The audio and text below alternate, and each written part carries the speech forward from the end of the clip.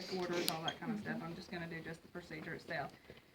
They've taken the dressing off, so we don't have one on, but as far as removing it, you would do the same thing. You would don regular gloves, take it off, wad it up in your gloves, and then throw it away. Now, this, I think, is the same dressing tray that y'all have. What I don't know is if it's set up the same way because it's been taken apart so many times. So, we'll just have to see. You're going to need saline because we're going to do our wet to dry. There's tape in here. We've got so much goop on the mannequin from the tape, though. I've got some paper tape here. I may have you use it, or I may not even have you secure it. We'll talk about how you secure it, but just until I can get this mannequin cleaned up, we're supposed to have some stuff that I can get it off with. But until I can do that, just don't put any tape unless you use paper tape. This does not have sterile gloves in it, so you'll need a pair of your sterile gloves, okay? And then I've got some additional sponges here. I'm not going to ask you to use these. I can't remember if I have all of mine left in here or not. And a lot of times, whatever you have in here is not going to be enough to do what you have to do. As far as your order's concerned, you may have very specific orders. You may have very vague orders. It may just say daily dressing change or daily wet to dry dressing change or something like that. When you have a question as to what you're supposed to do or what you're supposed to use, look and see what's on the patient. What we're going to have today is we're going to do wet to dry, so we're going to have 4x4 gauzes soaked with saline down in the incision, and then we're going to cover it with dry 4x4s and then an ABD pad. You've got everything that you'll need in here for the most part. Again, I would always take extra gauze, take an extra pair of gloves, and most of the time you're going to need to take your saline because it's not going to be in the kit. So, alright.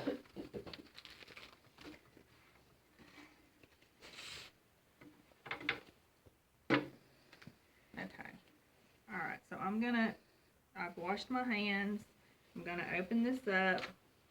First thing I'm going to do before I put my sterile gloves on is and this is what I'm not sure about exactly how your kit's set up. I'm hoping it's set up the same way since this is the way I'm showing y'all to do it. I'm going to put this there and make me a sterile field. Then I'm going to take this and dump it on my sterile field. And I'm going to leave this here, and I'm going to go ahead and pour some saline into my container because that's sterile, this is sterile, okay? So everything's still sterile. I'm going to go ahead and add whatever I think I might need to my pile. When you add additional things, open it up away from you and drop it on the field. Make sure you don't touch it or the field, and that just touched my hand all the way out. We're going to act like it didn't. Okay. Alright, so I've got my saline. Tear and tape. For this dressing, it would not be, you wouldn't have to tear it ahead of time. It's really not good practice to tear it and tape it on the table or on the bed. Why? Contamination. Exactly, it's nasty. So, you know, if you wipe the table off and clean it and stuff, then, and you're going to see people do it, and it really,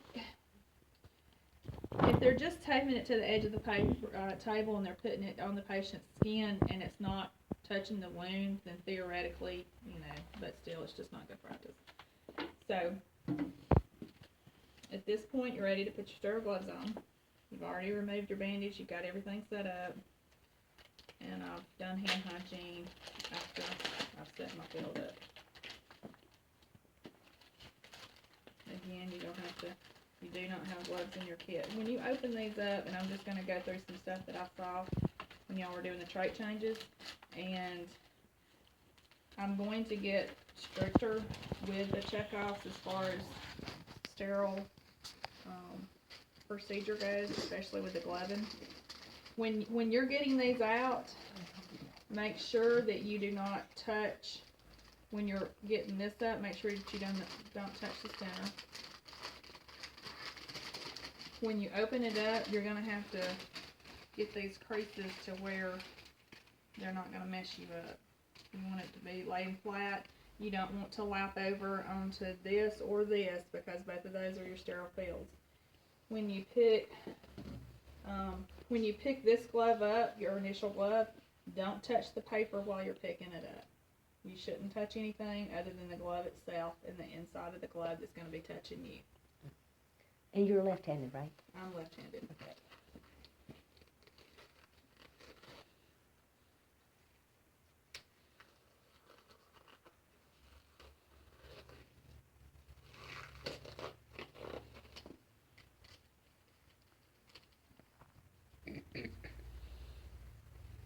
And if you're right-handed and you want to set up on the other side of the bed, that's fine too.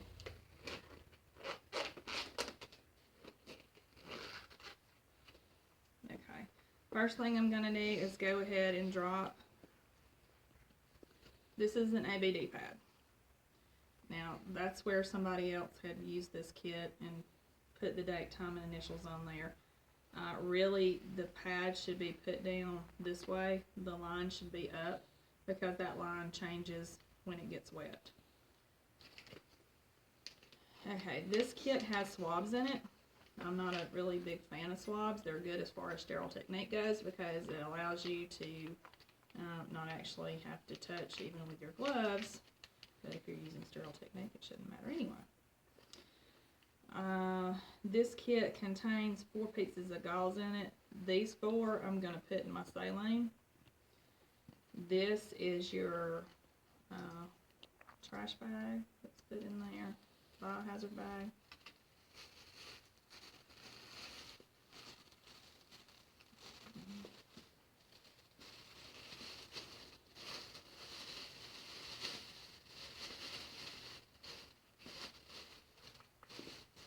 Now, when you open that kit up, if the bag is on top, that's okay. You can pick the bag up with your hands and go ahead and put it to the side. And then, if it's set up that way, you could do that, put regular gloves on, take this off, and go ahead and chunk it in there, and that way you've got everything in your biohazard bag. So at that point, you would chunk your dressing in there, do hand hygiene, and then go back to continuing to set up your sterile field, which you would take the drape up and go from the point that I've already done. Alright, so we've got our saline soaking, everything here is sterile, I'm still sterile. As far as cleaning the wound, you want to clean from the area of least contamination to the area of greatest contamination. You want to use the same technique or the same principle that we've talked about before. If you use a swab or a gauze, either one, use one motion, one swipe, throw it away, get another one. That's the same for pretty much any sterile technique you do, or cleaning technique, period. So, most of the time with these wounds, sometimes you may have to irrigate it. We're not irrigating it for the sake of this. This is going to be a clean surgical wound, and we're just doing a wet to dry dressing change. So all you would expect to have to do really is just to clean the skin around the wound. Okay? You can do that with swabs, and you would want to go from top to bottom, one swab, top to bottom, another swab. If you need to use another one, then you would. When you're doing that, you would not want to touch the skin or the patient with your fingertips, just with a swab. If you don't have swabs, or if it's goopy and you've got more than what you think the swabs will do, then you can take one of your, or a couple of your wet gauze, put them in your tongs, and do the same thing. I prefer using gauze to clean. It just does better. Again, throw it, pick up another one, throw it. And then, as far as the wet to dry goes, you want to pick up your wet gauze. Sometimes you'll have Q-tips that you can use to do this with. If not, then use what you've got. Again, these should still be sterile because they should not have gotten contaminated when I was using them to hold the gauze.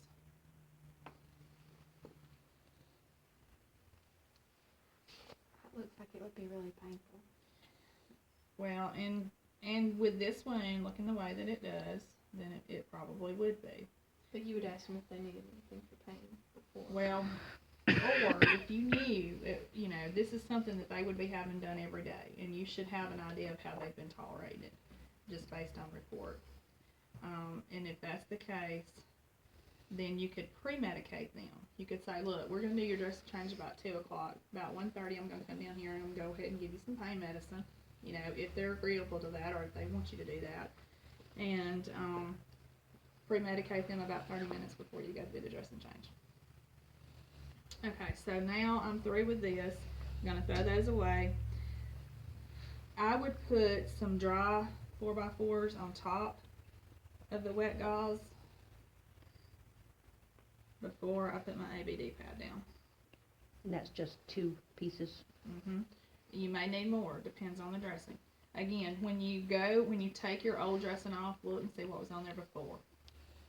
And now, if you look at your orders and what was done before was not what was ordered, go with your orders, do what was ordered. But you know, if you're if you're not sure what you need, then go look and see if you can tell what's on there. Most of the time, they're going to be covered with an ABD pad. Sometimes they'll just use 4x4s, but the ABD pads are a lot more absorbent. Now, once you get to this point, then you would picture frame the whole thing. So you would take your tape and you would put it all the way across the top, all the way across the bottom when you've got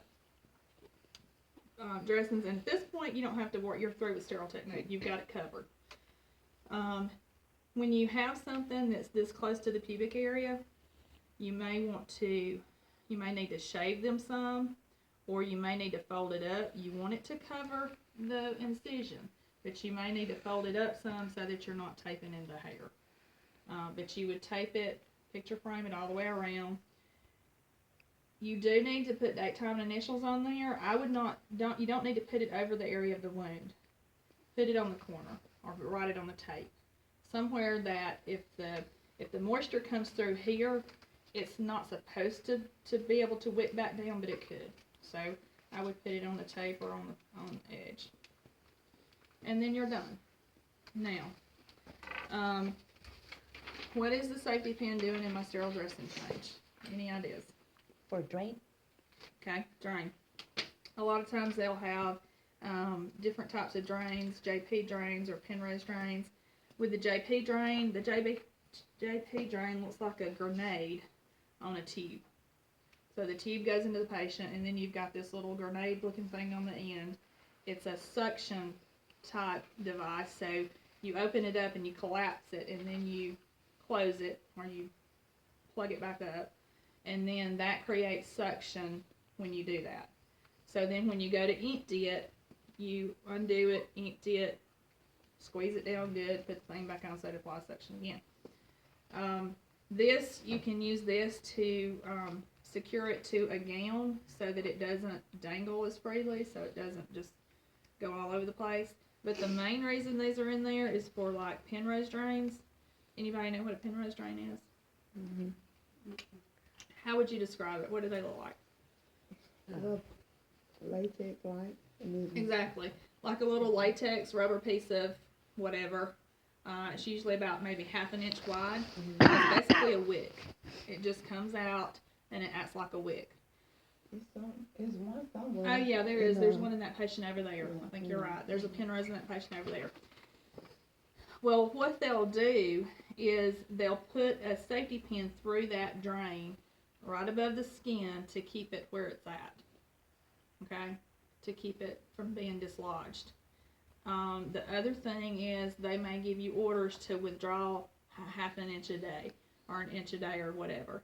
And if you've got those orders, then you know when you do your dressing change, you're going to pull back on that Penrose drain 1 inch or whatever you were ordered to do. And once you do that, then you go through that latex or rubber or whatever it is, and then close it back up, and then this keeps it from being able to dislodge one way or the other, or from going in any further. Okay, any questions? No?